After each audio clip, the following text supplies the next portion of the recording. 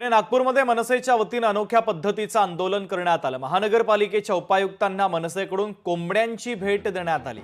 अवैध chicken mutton मार्केटला नागरिकांनी विरोध दर्शवला। मनसेचे प्रदेश सरचिटणीस हेमंत गडकरींच्या नेतृत्वामध्ये अनोख्या पद्धतीचं आंदोलन करण्यात आलं।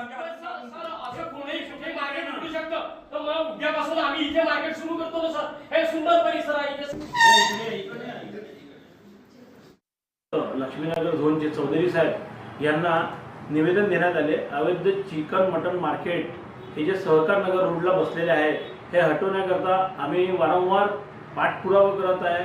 एक 3-4 महिन्यापासून आम्ही कंटिन्यू यांना निवेदन देतात, तरी कुठल्या प्रकारे यांना जाग आली नाही।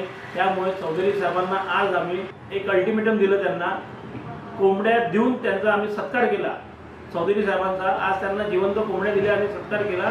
त्याच्यानंतर जर तुम्ही ते अतिक्रमण हटवलं नाही तर आम्ही लक्ष्मीनगर झोन येथे चिकन मटन मार्केट उघडू असा इशारा त्यांना महाराष्ट्र नवनिर्माण सेनेकडून देण्यात आला।